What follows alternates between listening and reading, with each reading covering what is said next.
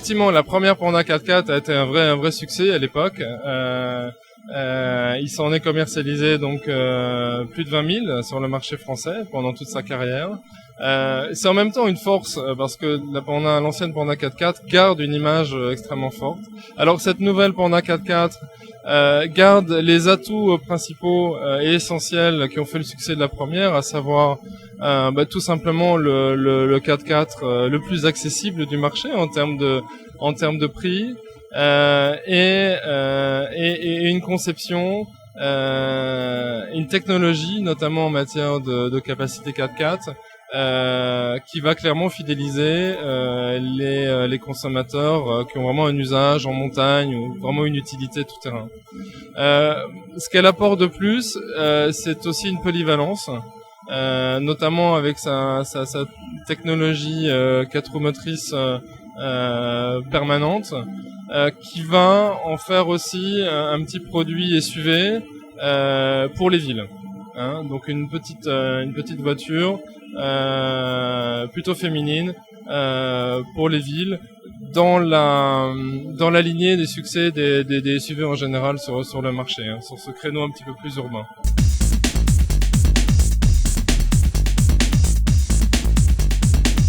Le produit était déjà abouti avant, donc c'est surtout effectivement une opération de communication qui est aussi vraiment en ligne avec les valeurs de la marque et de la Panda. Donc c'est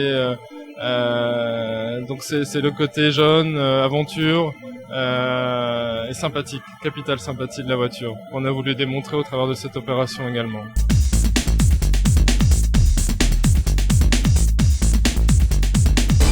Le nouveau Multipla est là, c'est un très profond facelift.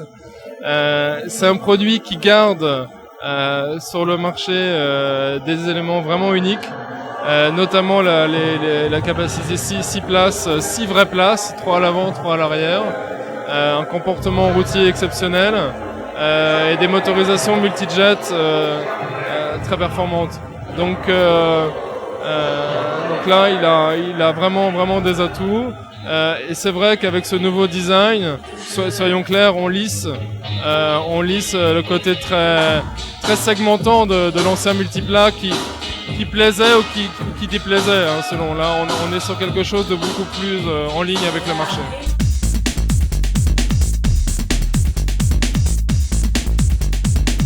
C'est vrai qu'on a eu cet écho et en même temps, donc nous avons lancé ce véhicule le 16 septembre.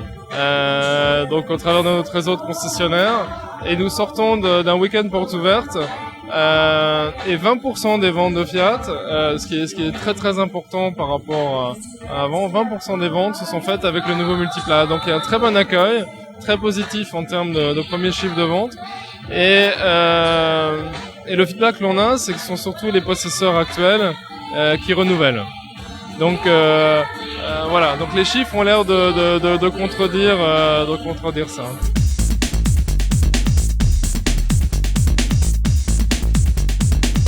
Idea Style a pour vocation de consolider l'offre Idea actuelle. Donc c'est un niveau de finition spécifique qui se positionne entre le niveau émotion et classe, et qui est effectivement très orienté au niveau de ses équipements et de ses choix de couleurs, etc. Beaucoup plus orienté vers une clientèle féminine. Donc avec des tissus spécifiques, des couleurs spécifiques, extérieur, intérieur. Le toit ouvrant Sky Dome, qui est quelque chose de très sympathique, qui est un toit ouvrant rigide, coulissant et transparent.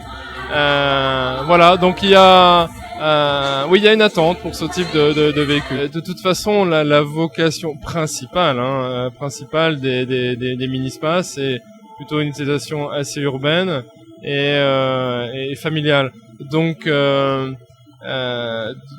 la décision d'achat est quand même souvent faite par la femme dans un foyer, ou en tout cas elle a un rôle important dans le processus de décision.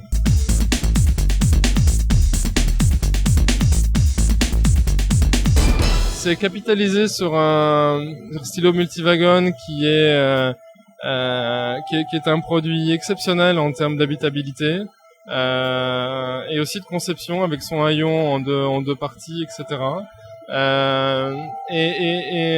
la vocation du off-road est vraiment d'aller sur ce marché des véhicules loisirs, hein, sans forcément aller bien sûr sur le marché des tout-terrains, c'est pas la vocation, puisqu'il s'agit d'un deux-roues motrices, mais avoir une conception générale en termes d'habitacle, en termes de look, de design, etc. Loisirs, aventure. Hein. Il y a une vraie recherche là-dedans.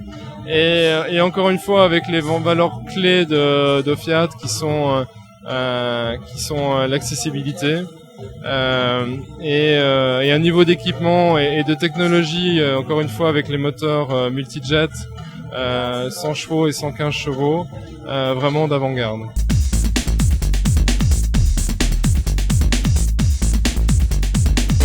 On a souhaité simplifier la gamme Punto et surtout, plus important, offrir une gamme avec la Punto Colt et la Punto Steel, donc deux niveaux de finition, clairement repositionnés sur le marché et qui, par rapport à l'ancienne gamme et par rapport à la concurrence française et étrangère, crée vraiment un différentiel et un avantage client, hein, qui est de l'ordre de 5 à 8% selon les versions.